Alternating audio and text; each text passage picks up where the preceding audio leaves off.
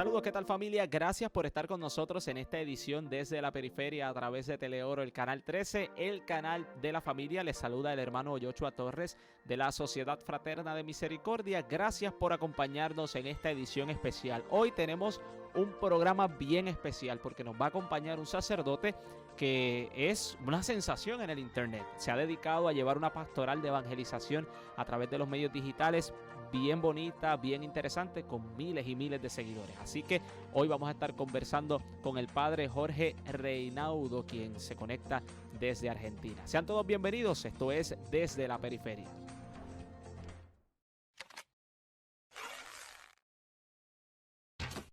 Veamos juntos las características del evangelizador y del contenido de la evangelización.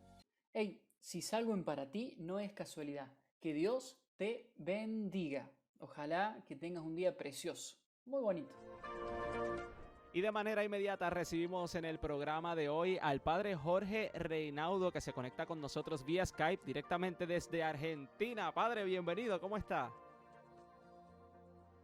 Hola hermano, ¿cómo estás? Aprovecho de saludarte a vos y de saludar a toda la gente que está escuchando este programa. Es una alegría poder compartir la fe por estos medios que nos permiten Claro que sí. acercarnos. Padre, hay que, primeramente, a usted lo conoce mucho en las redes sociales. Usted tiene en Instagram, tiene más de 95.800 seguidores. En TikTok tiene más de 201.000 seguidores.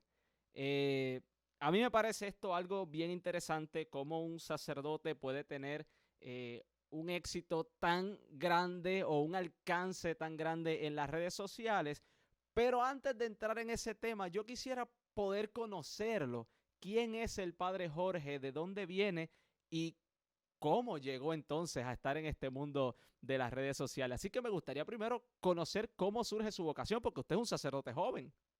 Sí, yo tengo apenas 30 años. Para las personas que me están escuchando, tengo 3 años de sacerdote, pasaditos ya, 30 años de edad, y es llamativo porque en realidad mi vocación surge no en primera instancia por un encuentro con Jesús, aunque se da un poco ahí enredado, sino que yo conozco una persona que era sacerdote y que era feliz haciendo lo que hacía. Lo conocí en un retiro espiritual, yo no sabía ni siquiera cómo se rezaba el Padre Nuestro, no me lo acordaba, y como joven de fe llegué a este retiro de impacto y me motivó la alegría que esta persona tenía, la alegría con la que, bueno, con la que vivía su ministerio sacerdotal en ese momento, y creo que fue como lo que más me impactó. Al poco tiempo que lo conocí, unos 6 meses, al padre Víctor Puñata, ese es su nombre, él falleció. Falleció, tenía problemas en el corazón y si bien era muy joven de edad, falleció. Y bueno, y me quedó como toda la impresión de decir, bueno, ¿quién continúa con su obra de acompañar a los jóvenes? Yo lo conocí en un retiro que éramos Wow. 425 jóvenes, una Pascua joven. Increíble, un retiro magnífico, llamado Retiro de Vagos, que el nombre es muy raro, quizás para otros lugares les puede llamar más la atención, pero el famoso Retiro de Vagos era el retiro donde se juntaba gente que venía en cualquier Ok. situación, católico, no católico, creyente, renegado, con problemas de drogas, con problemas de depresión, bueno, un retiro donde el rejunte, decimos nosotros, lo que se encuentra, va a parar ahí. Y fue muy llamativo porque me quedó esa impresión muy fuerte. Yo quería ser feliz en mi vida y comencé a preguntarme si Dios no me llamaba a ser feliz como era feliz este cura. Ese fue como el comienzo de mi vocación, más o menos a los 15 años de edad, 16. Luego hice 2 años de discernimiento vocacional en el seminario diocesano y me decidí a ingresar, ni bien finalicé mis estudios Pero secundarios. padre, usted menciona que no recordaba ni siquiera rezar bien el Padre Nuestro. ¿Usted se crió en un hogar religioso o en algún momento de su vida usted optó por no asistir a la iglesia? En realidad acá la costumbre tanto de la comunión como del sacramento de la confirmación está dada a los 10 y 11 años de edad. ¿Verdad? Mi familia era católica, es católica, pero en ese momento no era practicante. Y bueno, es decir, los deberes del católico es llevar a los niños a la catequesis de comunión y de confirmación, pero eso no asegura en ninguna instancia de que el niño lo viva como un encuentro con Dios, sino que era como una hora más de clase que yo tenía, ¿no? Entonces yo fui al colegio de catequesis. Eso para mi vida no fue tan bueno, no fue tan positivo. Imagínense, 10, 11 años terminé con mi catequesis y no volví a pisar la iglesia hasta los 16, casi 16 años, que fue este retiro. Yo el Padre Nuestro me sonaban partes, pero no me acordaba cómo era, cómo era completo, me trababa. Y a razones de problemas familiares, mi familia tuvo un problema grande que lo llevó a acercarse a la fe. Mi papá incluso estuvo con depresión y pasó un mal tiempo. Y bueno, y a razón de eso, mi familia comenzó a ir a la iglesia y ellos me intentaban llevar a mí. Mi experiencia no había sido buena, yo no quería saber nada y sin embargo en el tiempo comencé a ir y todo esto como que me impactó, ¿no? Entonces fue como un volver a comenzar en Cuando la usted fe. comienza a sentir tal vez esa llamada del Señor, hay muchas personas, muchos jóvenes que me cuestionan y me dicen, pero ¿cómo es eso de sentir una llamada? Yo siento que Dios me habla, hay un mensaje sobrenatural de momento. ¿Cómo fue en su caso?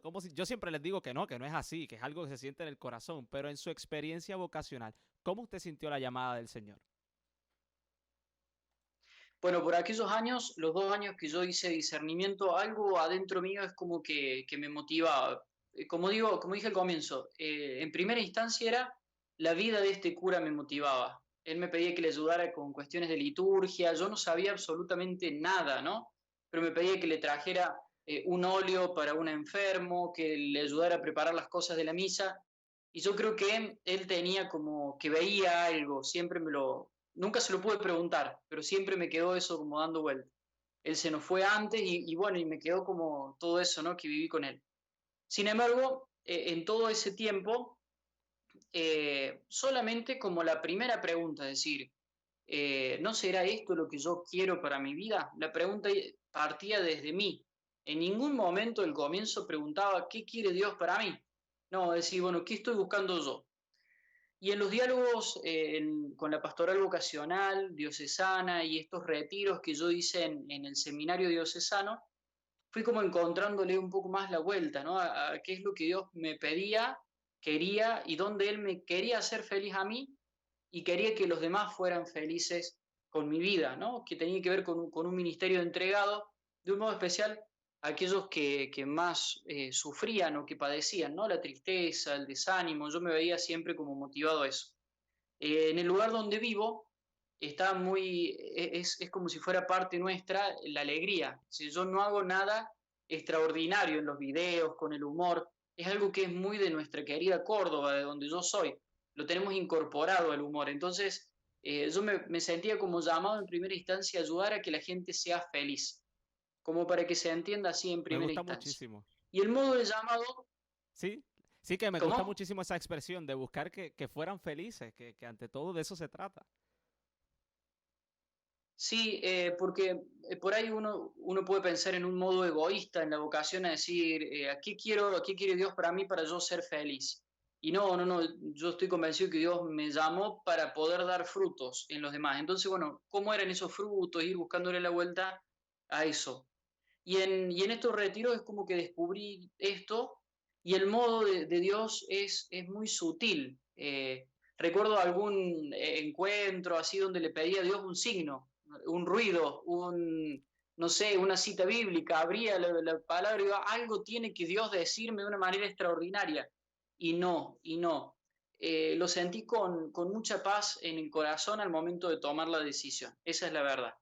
Yo tenía una opción, de hecho, mis padres tienen una empresa agropecuaria, eh, que yo tendría trabajo asegurado, estaría bien, sustentado y todo. Después yo estudié en el colegio secundario en un agrotécnico, soy técnico agrónomo. Entonces me resultaba todo mucho más fácil estudiar en la facultad, todos mis compañeros iban a seguir estudiando lo mismo porque era un técnico, entonces era seguir estudiando lo mismo. Era como que tenía el camino muy fácil para ser ingeniero agrónomo. Claro. Pero bueno, eran 5 años inclusive, me iba a resultar fácil, yo ya tenía estudio previo, algunas materias aprobadas, y sin embargo se me presentaba lo otro, que era entrar al seminario, sabía que eran 8 años, era más largo, sabía que no iba a conocer nadie, porque llegaba y iba a haber gente de otros lados que no sabía quiénes iban a ser mis compañeros, no sabía qué iba a estudiar, tenía muchas ganas de estudiar latín, que fue lo único que me arrepentí desde que ingresé, estudiar latín, no, era lo único que quería estudiar y fue lo que más lamenté. Y bueno, toda esa incertidumbre es como que no se podía poner en la balanza. Ante los ojos de cualquier persona diría, y bueno, estudié agronomía y ya está, y tenés asegurado el futuro, pero no, yo sentía acá, ¿no? Se sentía esto y me quemaba esto. Entonces fue una decisión que se volvió fácil cuando yo Muy puse bien, en la padre, balanza. tengo que hacer la pausa, Eh, disculpa que lo interrumpa, voy a hacer la pausa ahora porque me interesa seguir conversando con usted en este programa, así que la gente que nos está viendo pueden estar tranquila, vamos a estar todo el programa con el padre Jorge para que nos continúe contando sobre su historia vocacional y además cómo llega a las redes sociales y por qué. Con eso regresamos luego de la pausa aquí en Desde la Periferia.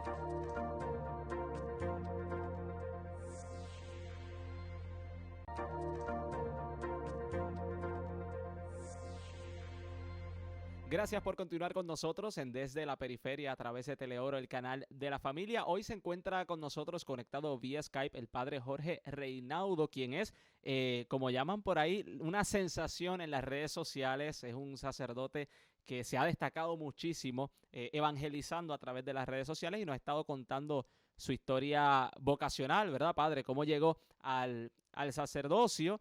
Pero a mí me resulta curioso que usted haya optado por este tipo de apostolado dentro de su ministerio sacerdotal. ¿Por qué? ¿De dónde surge la idea? Bueno, en realidad no es una elección personal, no es una búsqueda. Me parece que se fue dando con el tiempo, se fue dando, y bueno, creo que impactó por el momento. Es decir, ¿dónde está la gran osadía en el trabajo que yo hago en redes? Es que lo hago hace mucho tiempo, ¿sí? Creo que ese es el gran tema, porque hoy hay muchos evangelizadores, ¿sí? Hay muchos evangelizadores en redes sociales, laicos, religiosos, sacerdotes, religiosas, hay muchos. Yo hace más de 4 años que estoy generando contenido para las redes sociales y siempre con el mismo estilo, con cierta perseverancia. Bueno, surge en mi parroquia, grabando un video del Evangelio del Domingo, que yo le llamaba Evangelio Joven, si bien era pensado para niños, un video del Evangelio donde en menos de un minuto, con filtros de Snapchat, una red social que está un poco perdida ya, pero que era una red social del Sí. momento, hace 4 años atrás, con boca grande y con una peluca de mi abuela, yo les grababa un video a los niños muy cortito para como dejarles ganas de descubrir cuál era el mensaje del Evangelio del Domingo, porque no teníamos la presencia de los niños en la misa, ¿no? Nos costaba mucho, nos cuesta mucho la participación y como lo hacemos de manera libre, no con asistencias o estas cosas, intentamos motivar para que los niños vengan y no obligarlos. Entonces, bueno, de algún modo tenía que llamarles la atención, ¿no? Y lo hacía con estos videos y la idea del mensaje de ese evangelio yo la terminaba el domingo en la misa. Y eso impactó con mucha fuerza, porque lo empezaron a ver los padres de catequesis, de los niños de catequesis, empezaron a venir ellos también a misa con los niños, y después un medio de comunicación nacional, uno de los 3 medios más grandes de mi país, de periódicos, me hicieron una nota llamándome el payacura. Esto, como están los payamédicos que se encargan de llevar la medicina con humor para los niños, yo era el payacura, ¿no? Como llevando un poco el humor y la evangelización en distintos medios. Eso me llevó como ya a dar saltos muy grandes, me llamaron después de esa nota todos los medios nacionales y ya hace 4 años atrás que empezó con todo este furor, ¿no? Bueno, de generar contenido, de trabajar con otros más, de incorporar gente a equipos de trabajo y Ay, yo trabajo mucho con los jóvenes también y en las redes sociales y algo que yo siempre he dicho es que la iglesia dice, hablando a nivel general, hay que llegar a los jóvenes, hay que ir donde están los jóvenes. Los jóvenes están en las redes sociales. Pues vamos a movernos a las redes sociales, aprovechemos los medios que tenemos al alcance. Es muy fácil, lo que hay es que pues, ser creativo y hay personas dispuestas a hacerlo. Y yo creo que hay un gran alcance. Constantemente, me imagino que tu experiencia es la misma. A mí me escriben jóvenes que no están en la iglesia queriendo regresar a la iglesia, pero con cuestionamientos bien profundos que no encuentran un espacio dentro de los templos de la iglesia de alguien que les pueda responder. Y donde buscan esa respuesta es en las redes sociales. ¿Has tenido alguna experiencia de ese estilo?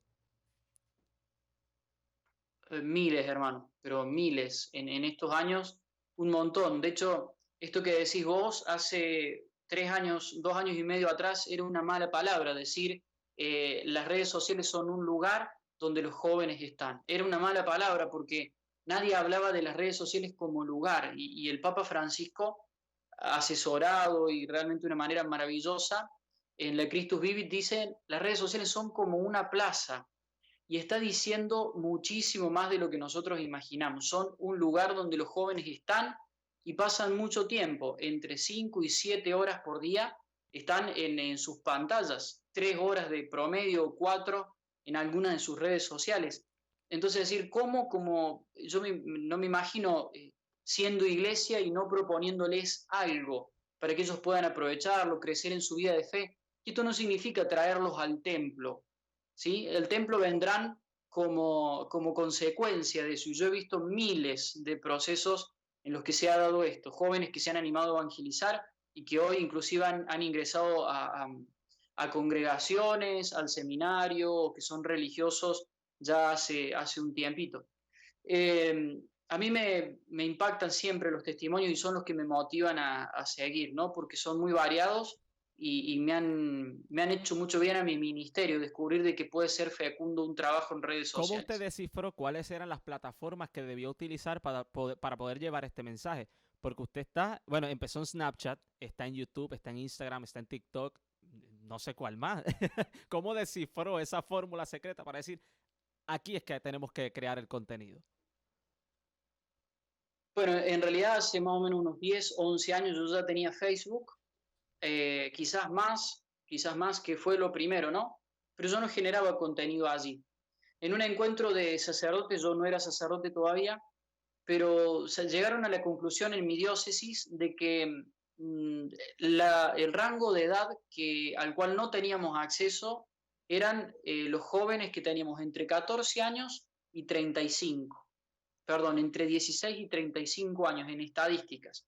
Teníamos los niños en la catequesis de comunión y confirmación y por ende también los padres con 40, 45 años, que son papás de catequesis, y en algunos pueblos de nuestra diócesis se hacía la confirmación a los 14 años, entonces 14 y 15 también los teníamos dentro del rango de edad al que alcanzábamos a evangelizar. Pero los jóvenes entre 16 y 34 años no los teníamos.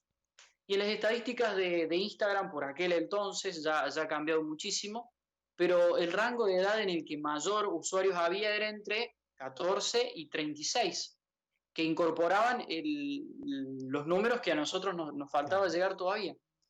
Y entonces digo, bueno, hay que crear contenido para allí y yo me resultaba cómodo esa plataforma porque yo era un joven que tenía esa edad y sabía generar contenido allí. Sabía que no me gustaba de Facebook, que se había como dañado por la cantidad de información que habíamos cargado y que los jóvenes se habían ido a Instagram porque era mucho más limpia la red social y no había tanta información. Entonces empecé a aprovechar eso. Pero bueno, hoy me encuentro con todas las redes sociales, inclusive aprendiendo nuevas. Hace poco tiempo tengo Twitch, que es para hacer streaming. Bueno, han aparecido más redes todavía. Las voy descubriendo y no puedo yo estar en todas y evangelizar en todas porque necesitaría 3 o 4 vidas, pero voy sí dando algunas pautas de lo que descubro propio de la red social y de cómo se debería evangelizar ahí, ¿no? En De esa red hecho, usted social. en las noches hace algunos en vivo a través de Instagram y en cuestión de segundos hay cientos y cientos de personas que se conectan. Yo digo, Dios mío, esto es más que abrir la iglesia y que entre la gente. Hay muchas más personas que tal vez mucha de esa gente no está llegando al templo, tal vez esa gente no está en la iglesia ni siquiera y estamos llegando a sus vidas de alguna manera u otra. Tengo que hacer la pausa, padre, pero yo me enteré en una entrevista que vi que usted le escribió al Papa Francisco. Y el Papa Francisco le contestó, ¿es cierto?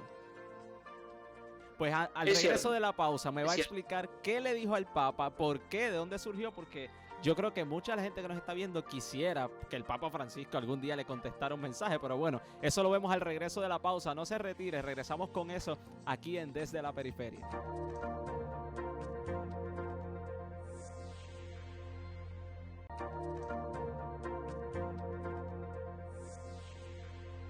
Continuamos con más en Desde la Periferia a través del Canal 13. Continuamos la conversación con el padre Jorge Reinaudo. Padre, qué pena que se nos ha ido tan rápido el programa. Hay muchísimas cosas que quisiéramos dialogar, pero bueno, antes de la pausa, le preguntaba que usted le hizo una carta al Papa Francisco. Yo quiero pensar que como usted es argentino, pues el Papa pues le contestó, ¿no? No, mira, la realidad es que no es tan sencillo de que el Papa responda, esa es una realidad, ¿sí? Porque inclusive muchos curas de mi diócesis, sacerdotes de mi diócesis, han querido escribirle o le han mandado más de una carta, y a mí la realidad es que me contestó a las 2 horas y 15 minutos de que yo le envié Dos la horas. carta. Bueno, que fue algo, 2 horas 15 minutos yo tenía una carta de vuelta del Papa, ¿no? Que fue algo muy, muy bonito. Yo le hablé, vieron, yo me imagino las personas que piensan, bueno, no me va a leer, entonces escriben como diciendo, bueno, yo escribo. Le hablé de un montón de cosas, principalmente de mi pastoral, de mi objetivo pastoral, que es poder llegar a aquellas personas que no están en la iglesia. Yo no quiero crear contenido para la gente de la iglesia, de eso yo estoy convencido. Mi objetivo es otro. Y bueno, y que yo sé que lo aprovechan, pero siempre me gusta decirlo porque creo que es bueno. Le conté un poco eso al Papa, también que era un modo de pastoral muy atacada por ser novedosa, por, bueno, desde las luces hasta un montón de cosas que para los jóvenes es un lenguaje, para muchos era una forma de atacar, y bueno, y bueno, como que le conté también eso. Le hablé, le escribí sobre el Club San Lorenzo de Almagro, yo soy del mismo club de Y fútbol eso le que él, gusta, le encanta a él. compartimos, le fascina. Bueno, y le pedí, en la carta, que es una de las pocas cosas que puedo contar, le pedí que al fundador, que es un sacerdote salesiano, lo hiciera santo. Le digo, tenés que hacerlo santo. Le digo, no puede ser que no sea santo el fundador de San Lorenzo. Entre otras cosas más, le conté algunas cosas muy personales y me sorprendió a las 2 horas 15 minutos con una respuesta, además de decirme que estaba rezando por mí, que lo hacía con ganas, que yo también lo hiciera por él. Me pidió que siguiera haciendo lío, que creo que es la gran frase de la carta, y que, bueno, que me motivó, digamos, a seguir en lo Wow, que qué hago, ¿no? bonito, qué impresionante. Yo creo que es algo, ¿verdad? Inolvidable. Me imagino la emoción que tendrías que sentir en ese momento. Sí, porque no la esperaba. Me llegó mediante un correo electrónico y me Qué sorprendió, bonito, qué sí. bonito. Padre, usted menciona que usted no hace contenido para personas que están dentro de la iglesia, sino los que están afuera. Y eso me gusta muchísimo porque pues, tenemos que aprovechar el medio, la gente está ahí, la gente nos ve, la gente nos escucha. ¿Qué tipo de contenido entonces específicamente usted produce en sus videos? Cuando está armando un video, ¿cuál es el pensamiento que tiene en la mente? Bueno, primero siempre intento buscar dar respuestas a las preguntas que la gente se hace, que por ahí creo que una de las dificultades de los evangelizadores es dar respuestas, pero a las preguntas que la gente no se hace. Entonces, es como que el contenido queda en el aire, ¿no? Es como que nadie lo puede o lo llega a aprovechar. Entonces, yo en eso soy muy desafiante conmigo mismo, es decir, presentar un contenido que dé respuestas a algo que la gente necesita escuchar. Hay mucha gente que en distintas oportunidades está como a la espera de ver qué dice el padre Jorge sobre esto. Y yo intento dar una respuesta en la medida de lo posible utilizando el humor, primero porque es una característica o me caracteriza en el modo de evangelizar, yo creo que es como un segundo nombre, pero además de eso intento siempre eh, que el contenido sea fuerte, que impacte, que tenga peso, porque uno se acuerda siempre cuando algo tiene peso, impacta o se presenta de este modo, se dice con estas palabras. Un poco eso es lo que trato de generar de acuerdo a cada red social, que no es lo mismo generar un contenido para YouTube, yo tengo el canal de YouTube, que para Instagram, que para TikTok, que bueno, para Twitter o otras redes sociales como Facebook. Sí, ya no nos queda tiempo, pero me gustaría que me diera una respuesta breve con relación a aquellas personas que piensan que las redes sociales no son un lugar para evangelizar. Esto es un ministerio, una pastoral muy todavía incomprendida en muchos aspectos. Y yo que estoy también en esto, pues lo sé, no todo el mundo lo entiende. ¿Qué usted le diría a las personas que nos están viendo que tal vez piensan que es una pérdida de tiempo hacer esto? Bueno, lo primero que hay que decir es que las redes sociales, al ser algo relativamente nueva, si uno hace una línea del tiempo en el uso, son relativamente nuevas y es todo tierra fértil. Por ser nuevo es todo tierra fértil. Si nosotros no sembramos evangelio, se siembra otra semilla. Los jóvenes siguen pasando el tiempo en las redes sociales. Si no lo aprovechan con algo de Dios, lo aprovechan con otra cosa. Decir con mucha fuerza esto de que las redes sociales no son ni buenas ni malas, son indiferentes por su objeto. Es decir, la persona que la utiliza la puede utilizar para bien o para mal. Y el desafío de todo bautizado, no de todo religioso, sacerdote, de todo bautizado, es sembrar en las redes sociales, evangelizar en las redes sociales, para que allí también los jóvenes o los usuarios lo puedan aprovechar de la mejor Exactamente. manera. Padre, sus redes sociales, ¿dónde lo podemos conseguir y cómo lo conseguimos ahí para que la gente lo pueda seguir? Bueno, la mayoría de mis redes sociales, @JLReinaudo, tanto en Twitter como en Instagram como en TikTok, @JLReinaudo van a encontrar, ¿sí? Y en mi canal de YouTube es Padre Jorge Reinaudo. Ahí pueden ver un contenido un poquito más serio o quizá un poco más preparado para, bueno, distinto, un contenido Exacto. distinto. Padre, gracias por habernos acompañado. Yo espero que se repita y que en otra ocasión o yo vaya a Argentina o usted venga a Puerto Rico, donde sea. Sería muy gustoso. Muchas gracias, hermano, por la oportunidad y aprovecho agradecerte por tu trabajo en la comunicación y saludar en voz a todos tus hermanos de comunidad y también a toda la gente que nos estuvo escuchando y Muchísimas compartiendo. gracias, Padre. Y a ustedes, gracias por habernos acompañado en esta edición desde la periferia. Recuerden que tienen una cita con nosotros de lunes a viernes a las 11 de la mañana o a las 10 de la noche y también a través de Facebook y YouTube. Ahí pueden ver la repetición del programa. Será hasta la próxima. Dios les bendiga.